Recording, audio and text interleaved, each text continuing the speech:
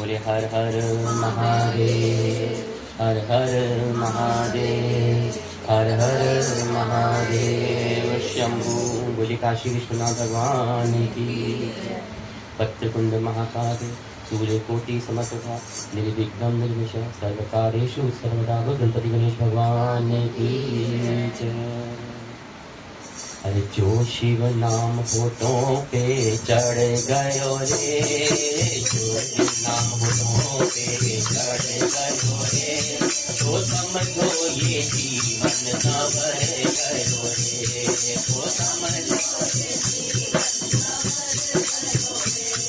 जो शिव नाम होठों पे चढ़ गयो रे, अरे शिव नाम होठों पे चढ़ गयो रे, तो समझो ये जीवन संवर गयो रे, तो समझो ये जीवन संवर गयो रे, तो समझो ये जीवन संवर गयो रे, तो समझो ये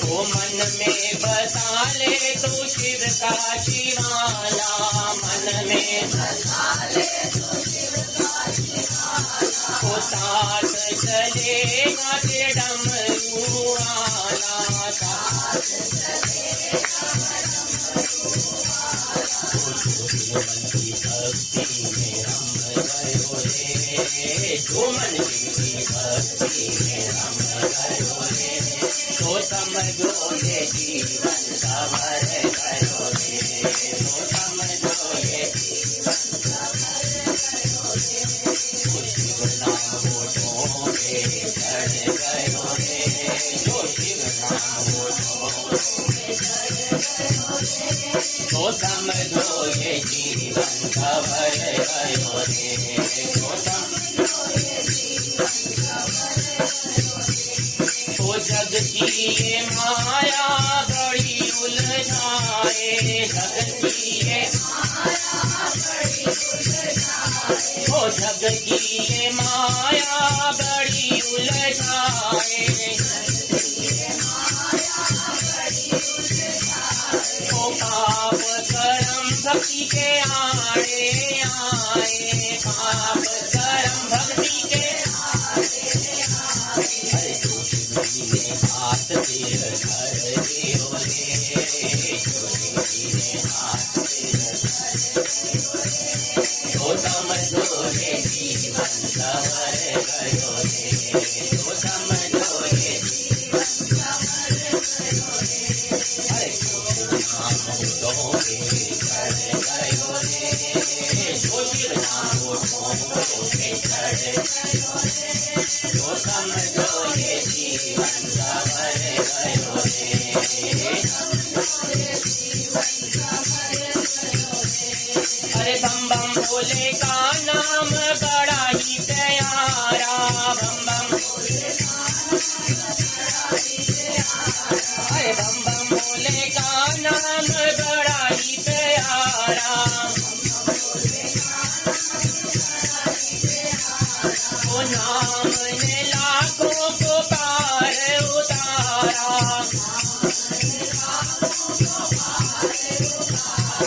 नाम ने लाखों को पार उतारा,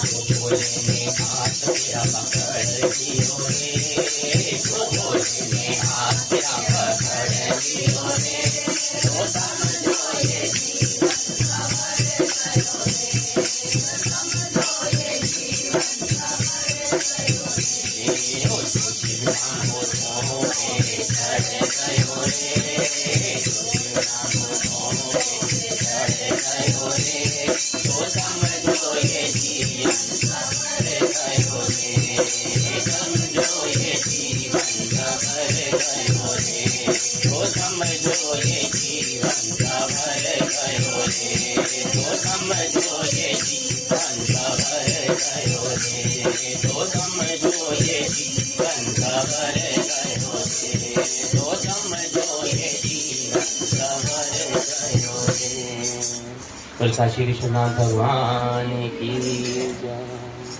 हर हर महादेव शंभु।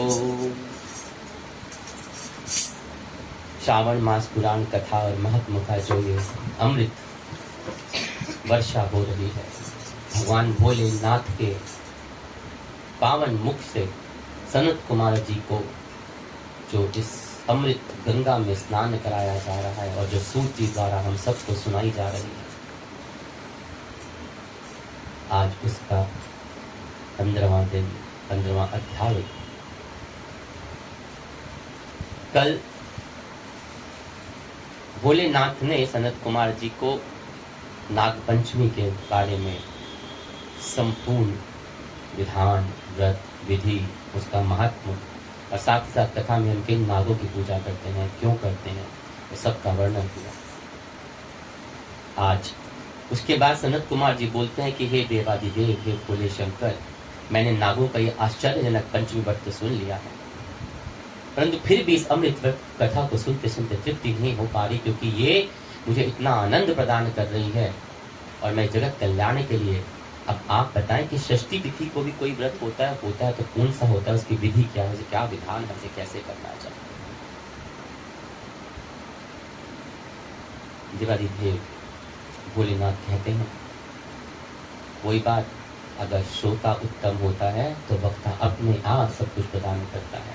सनत कुमार जी की इस तपस्या को देख के, इस ललक को देख के, भावना को देख के भोलेनाथ अपने आप को रोक ही नहीं पा रहे हैं और सावन महात्म्य के जो एक गुप्त से गुप्त रहस्य को वर्णन करते जा रहे हैं, उसी श्रृंखला में बोलते हैं कि विपेंद्र, श्रावण मास के शुक्ल पक्ष की षष्ठी तिथि को मृत्युंजय, महामृत्यु का नाश करने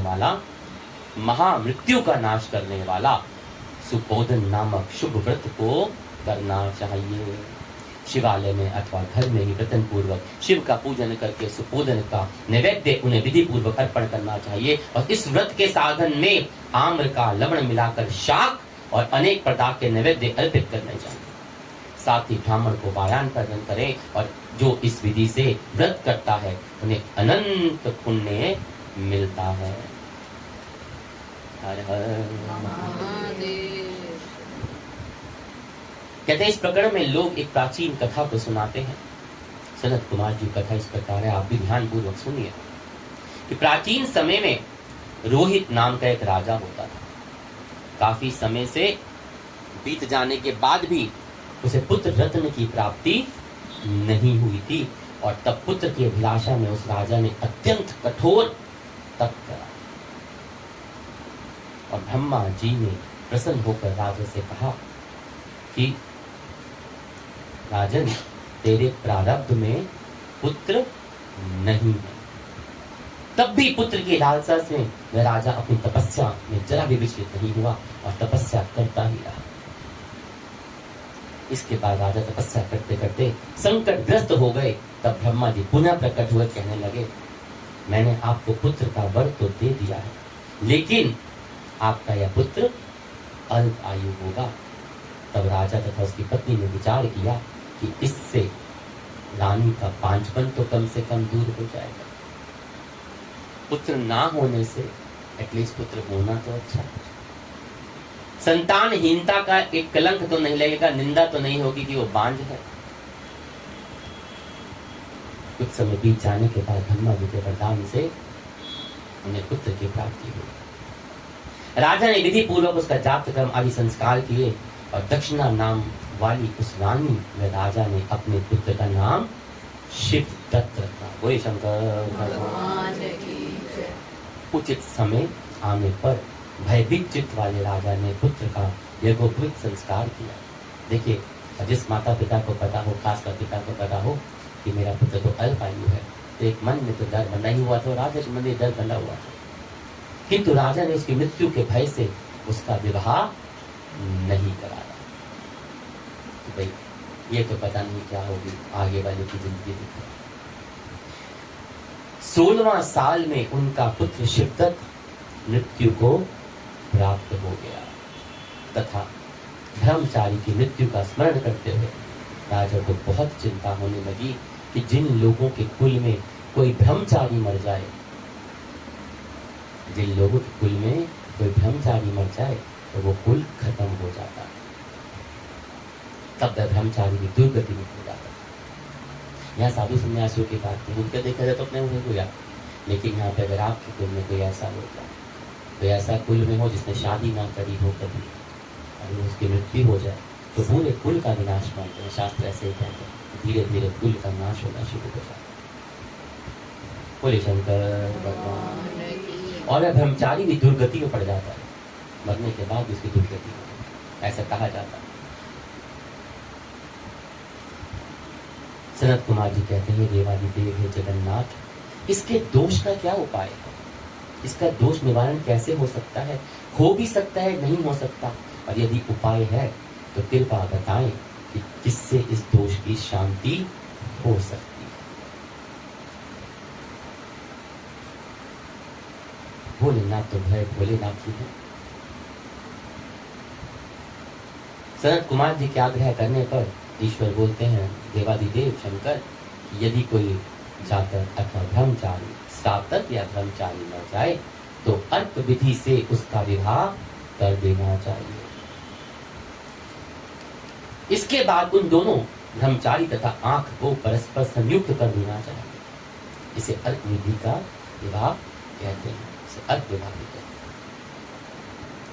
मृतक का गोत्र नाम आदि लेकर देश काल का उच्चारण करते रहे कि मैं मृत ब्रह्मचारी के दोष निवारण हेतु वैसर्गिक व्रत करता हूँ, और सर्वप्रथम स्वर्ण से अभ्युदय करके अग्नि स्थापना कर आघार होम करके चारों व्यापियों को ओम भू ओम वहा ओम स्वाहा ओम महा से हवन करना चाहिए। इसके बाद व्रत अनुष्ठान के उत्तम फल से निर्मित वज्रपति अग्नि के संपादनार्थ विश्व देवों के लिए धृत की आहुति डालनी चाहिए, और उसके बाद स्वस्तिकृत होम करके अवशिष्ट होम संपन्न करना चाहिए।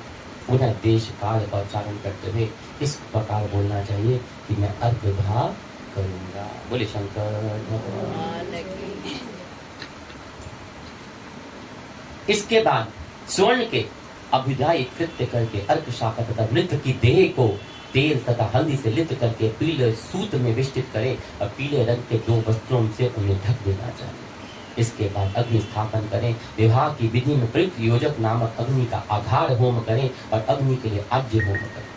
उसके बाद चारों व्याधियों को ओम भू ओम बुहा ओम स्वहा ओम महा बृहस्पति कामदेव की औषधियां प्रदान करें। पुनः धृत से स्वतिकित होम करके संपूर्ण हवन कर समाप्त करना चाहिए। उसके बाद आंख की डाली तथा मृतक के शव को विधि पूर्वक जला देना चाहिए। मृतक तथा नियमाण के निर्मित 6 वर्ष तक इस व्रत का अनुष्ठान करना चाहिए। इस अवसर पर 30 ब्रह्मचारियों को नवीन कौपीन वस्त्र प्रदान करना चाहिए, और हस्त प्रमाण तथा कान तक लंबाई वाले दंड तथा कृष्ण मृग चरम भी प्रदान करनी चाहिए। उन्हें चरण पादुका, छत्र, माला, गोपी चंदन, प्रमाण मणि की माला तथा अनेक आभूषण समर्पित करने चाहिए। इस विधान से व्रत करने पर कोई भी विघ्न नहीं होता। बोले शंकर भगवान की। संतानहीनता। हमारे 12 ज्योतिर्लिंगों में एक ज्योतिर्लिंग और आता है जिसका नाम है घृष्णेश्वर। इसे घृष्णेश्वर भी कहते हैं।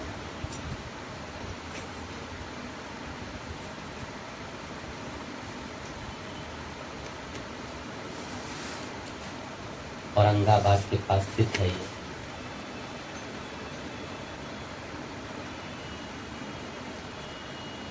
ये भी इनकी कथा भी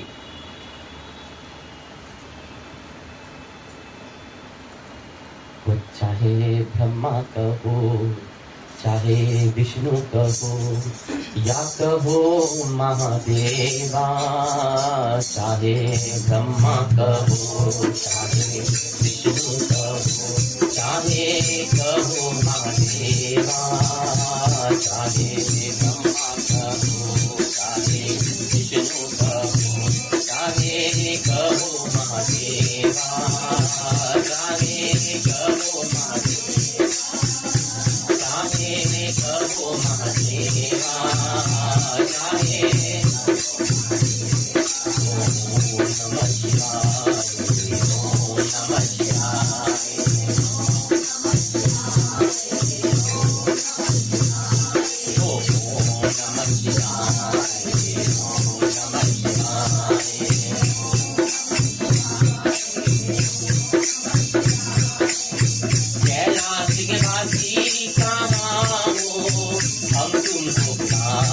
यहाँ। कैलाश के वासी कहाँ हो, हम तुमको बुलाए यहाँ। भोला को लेकर डमरू को साथ ले आओ महादेवा। भोला को लेकर डमरू बजाते आओ महादेवा। हो चाहे ब्रह्मा कहो चाहे विष्णु कहो या कहो महादेवा। चाहे ब्रह्मा कहो चाहे कहो महादेवा। ओम नमः शिवाय, ओम नमः शिवाय, ओम नमः शिवाय।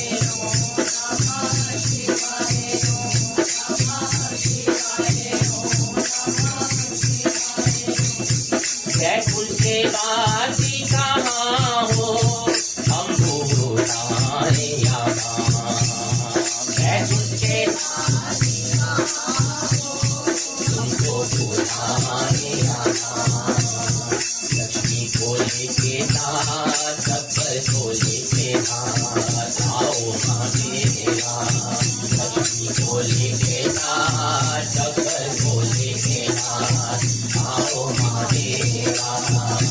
चाहे ब्रह्मा कहो चाहे विष्णु कहो या कहो महादेवा। चाहे ब्रह्मा कहो चाहे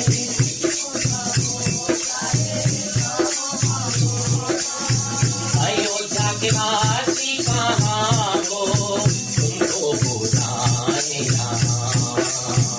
अयोध्या के वासी कहाँ हो, तुमको बुलाए यहाँ।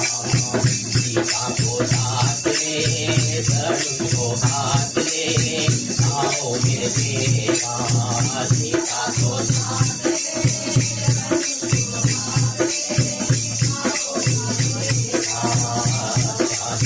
ब्रह्मा कहो चाहे विष्णु कहो या कहो महादेवा। चाहे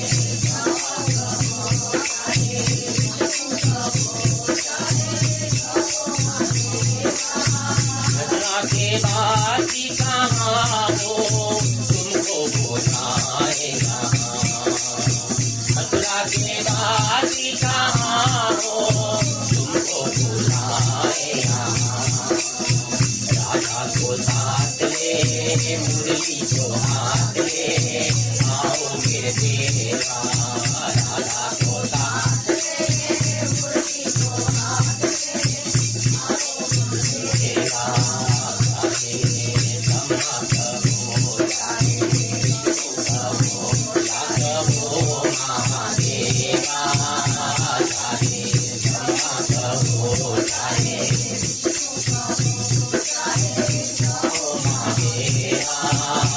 चाहे ब्रह्मा कहो चाहे विष्णु कहो या कहो महादेवा।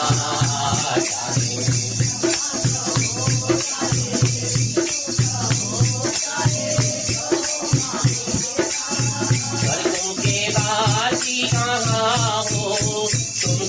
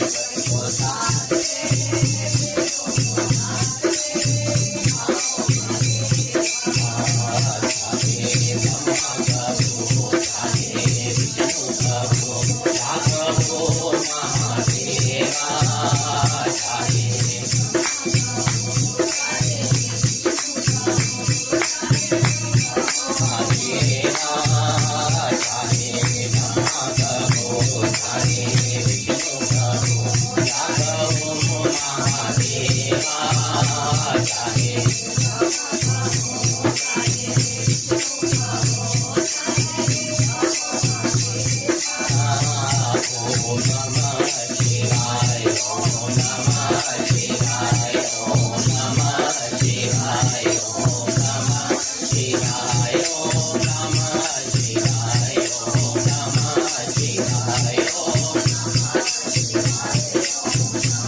शिवाय, ओम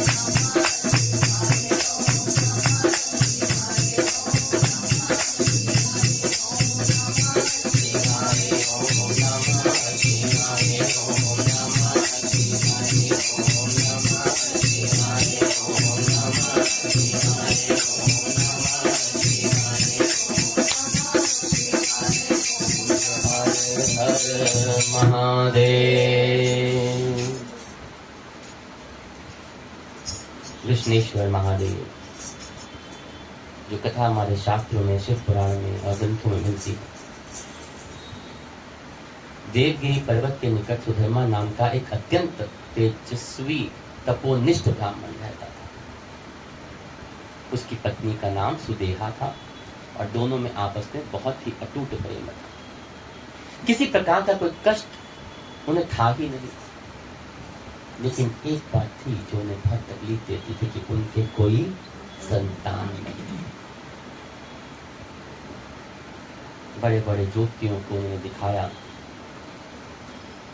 पता चला कि उनके सुदेहा का जो गर्भ से संतान उत्पत्ति हो ही नहीं सकती। सुदेहा संतान की बहुत इच्छुक थी।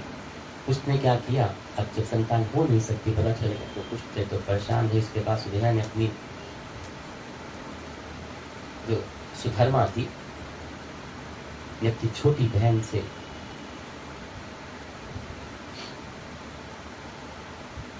विवाह करने का आग्रह किया। दूसरा विवाह कर लीजिए।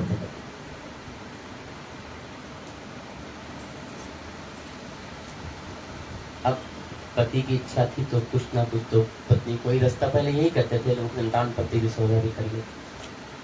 पहले तो सुधर्मा ने यह बात नहीं जची, लेकिन अंत में उसने पत्नी की जिद के आगे से झुकना पड़ गया। वे उसका आग्रह टाल नहीं पाए। वे अपनी पत्नी की छोटी बहन घुष्मा को ब्याह कर घर ले आए। घुष्मा अत्यंत विनीत और सदाचारणी स्वभाव की स्त्री थी और शिव की अनन्य भक्ता थी। प्रतिदिन 100 पार्थिव लिंग बनाकर हृदय से सच्ची निष्ठा से शिव का पूजन किया करती। 100 शिवलिंग बनाकर भगवान शिव की कृपा से थोड़े दिन बाद उसके गर्भ से एक अत्यंत सुंदर और स्वस्थ बालक ने जन्म लिया। बोले शंकर भगवान की जय। बच्चे के जन्म से सुदेहा और घुष्मा दोनों ही अत्यंत आनंद का अनुभव करने रहे। कोई खुशी का ठिकाना ही नहीं देखा। दोनों के दिन बड़े आराम से बीत रहे थे, लेकिन विधि का विधान कहिए या प्रभु की लीला कहिए, एक इंसान का स्वभाव होता है ना, थोड़े दिनों के बाद ना जाने कैसे जो पत्नी खुद अपनी बहन को ब्याह के लाई थी, बड़ी बहन सुदेहा के मन में एक करके कुविचारों ने जन्म देना शुरू कर दिया। सोचने लगी,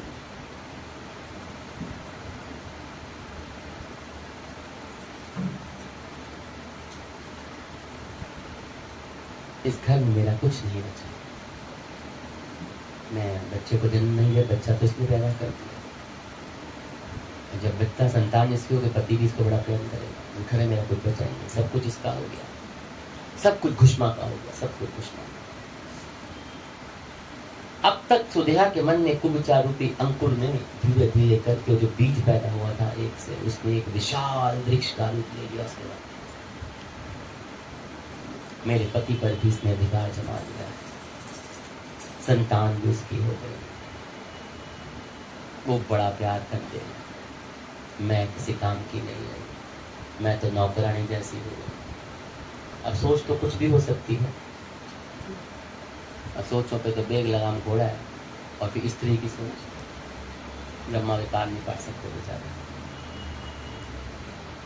कहते धीरे धीरे धीरे धीरे उसके मन में ये जो कुविचार थे, ये धीरे धीरे इतने बढ़ने लग गए कि उसका कोई अंत ही नहीं रहा। इधर घुष्मा का बालक जो था, जो उसकी संतान उत्पन्न हुई थी, तो धीरे धीरे बड़ा हो रहा था।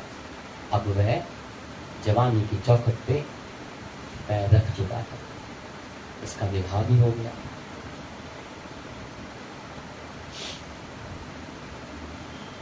एक दिन वो जो अंदर जो पनप रहा होता है ना जहर, वो निकलता जरूर है, वो विकराल रूप लेके निकलता है। सुदेहा ने घुष्मा के युवा पुत्र को रात में सोते समय मार डाला। उसका शव लेकर उसने उसी तालाब में फेंका जहां पे घुष्मा प्रतिदिन पार्थिव शिवलिंगों को पूजा करने के बाद विसर्जन कर देते। सुबह होते ही सबको बात का पता चला, घर में कोहराम मच गया। सुधर्मा और उसकी पुत्र वधू दोनों सिर पीट पीट कर फूट फूट कर रोने लग गए। लेकिन घुष्मा नित्य की भांति, एक सच्चा भगत होता है ना, वो कुछ और कर ना करे, वो प्रभु को नहीं छोड़े। पुत्र मर गया, लोग पिट रहे हैं, लेकिन वो रोज की भांति अपने गई, अपनी शिव की आराधना में तल्लीन हो गई। ऐसा लग रहा था जैसे कुछ हुआ ही नहीं इसको देख।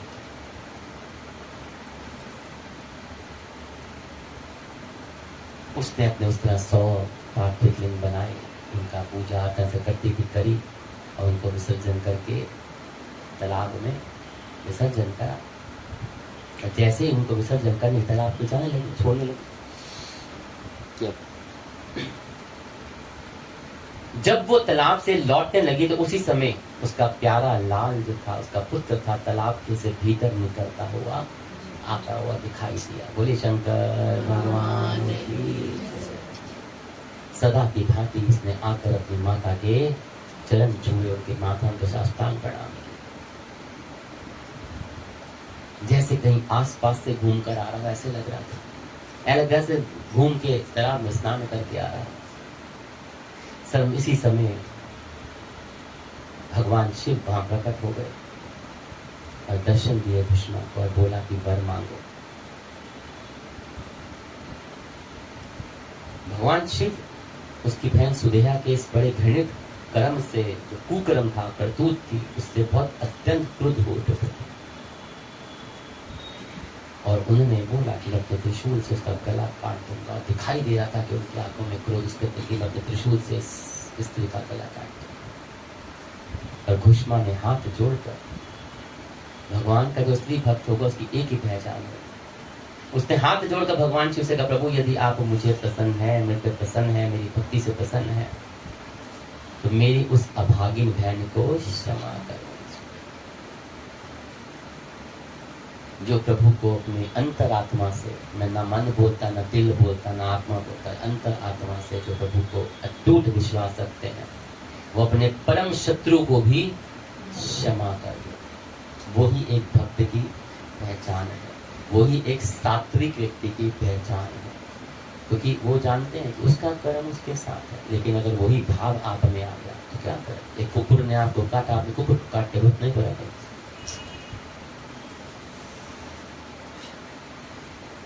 कि उसे क्षमा कर दीजिए प्रभु, वो तो अभागिन है, निश्चित ही उसने अत्यंत जघन्य अपराध किया है, घोर पाप किया है, किंतु आपकी दया से मुझे मेरा पुत्र वापस मिल गया है।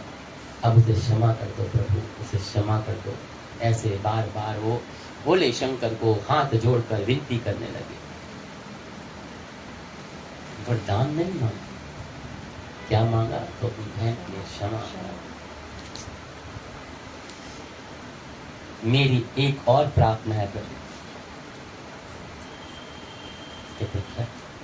बोल, इस जगत कल्याण के लिए, लोक कल्याण के लिए आप सदा सर्वदा स्थान पर निवास करें। बोले शंकर भगवान की। प्रभु का जो सच्चे मन से चाहेगा ना, उसको उसकी भक्ति से बढ़ के कुछ सीखता ही नहीं। तब आनंद पा चलता है कि सब मिथ्या है। सोना, चांदी, हीरे, जवाहरात, हाथ, कड़े, नूमर, नोटों, गड्डियां, एफडी सब मिथ्या उसके आगे। तब दिख जाती कितनी कीमत है इन चीजों। प्रभु आप सदा स्थान पर निवास करिए, जगत कल्याण के लिए, लोक कल्याण के लिए यहाँ पे आप विराजमान हो जाइए। भगवान शिव प्रसन्न होकर के दोनों बातें स्वीकार कर ली और ज्योतिर्लिंग रूप में प्रकट होकर वहीं पर बस गए। वो कृष्णेश्वर भगवान की। कहते हैं उस महासती जैसी शिव भक्त घुष्मा के आराध्य होने के कारण उनका नाम घुष्मेश्वर महादेव पड़ गया। उसी नाम से आज भी विख्यात। इनकी महिमा तो पुराणों में विस्तार से वर्णित की गई है और यहाँ तो बहुत संक्षेप में करी गई ताकि और भी कथाओं का आनंद आ सके। और उनके दर्शन से कहा जाता है कि लोक परलोक दोनों, उसका दर्शन है और लोक के लिए भी और परलोक के लिए भी अमोघ फलदायी। उनके दर्शन से इतना लाभ प्राप्त होता है। बोलिए शंकर भगवान की।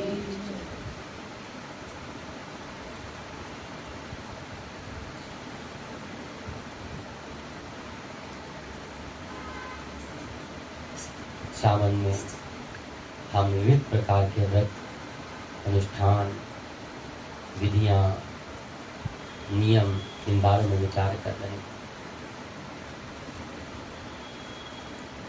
और उसी कथा में आनंदमय होकर उस कथा का कि भगवान भोलेनाथ सनत कुमार जी को बताते हैं कि हमें किस तरह से ये चरण पादुकाएं, छत्र, माला, गोपी चक्रवाली तथा अनेक आभूषण ब्राह्मण को समर्पित करने चाहिए और विधान से व्रत करने पर कोई विधान नहीं पड़ता। बोलिए शंकर भगवान की।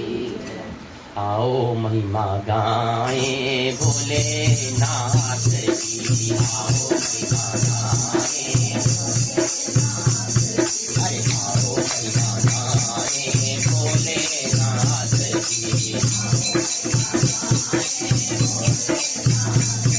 अरे भक्ति में खो जाएं भोलेनाथ की, अरे भोलेनाथ की गौरीनाथ की,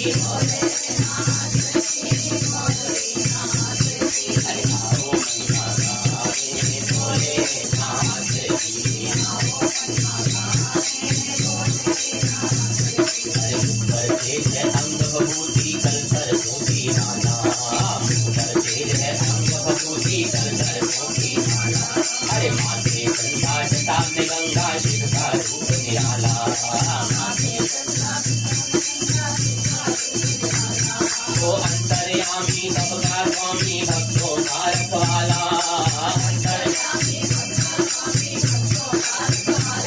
अरे तीन लोक में बांट रहा है ये दिन रात उजाला, तीन लोक में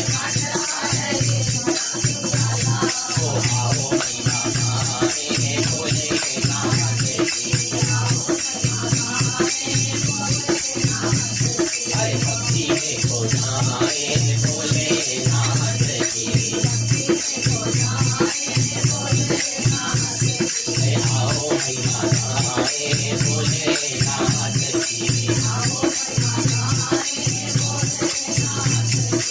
आओ महिमा गाएं, अरे आओ महिमा गाएं, अरे भीतर भंग तरंग में जब जब भोला शंकर आए, भीतर भंग तरंग में जब जब, अरे अपने हाथ में डमरू लेकर नाचे और नचाए, अपने हाथ में डमरू लेकर नाचे और नचाए, अरे जो भी श्रद्धा भक्ति किए मन में जोत जगाए, जो भी श्रद्धा भक्ति किए मन में जोत जगाए, अरे मेरा भोला शंकर उठकर अपना प्यार लुटाए, मेरा भोला शंकर उठकर अपना प्यार लुटाए, ओ आओ महिमा गाएं भोलेनाथ की, आओ महिमा गाएं भोलेनाथ की, और भक्ति में खो जाएं भोलेनाथ की, अरे आओ महिमा गाएं भोलेनाथ की, अरे भक्ति में खो जाएं भोलेनाथ की,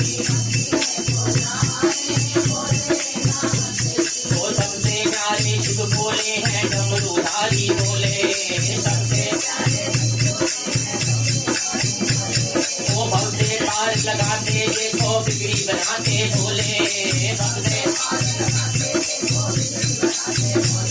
ओ कष्ट निवारे शिव बोले दुख दूर कर शिव बोले कष्ट निवारे शिव बोले दुख दूर कर शिव बोले अरे आओ भैया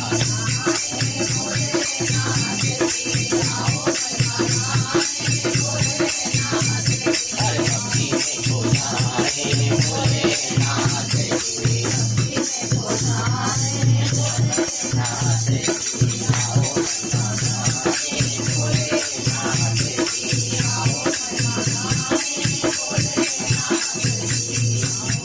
भगवान की हर हर महादेव हर हर महादेव हर हर महादेव।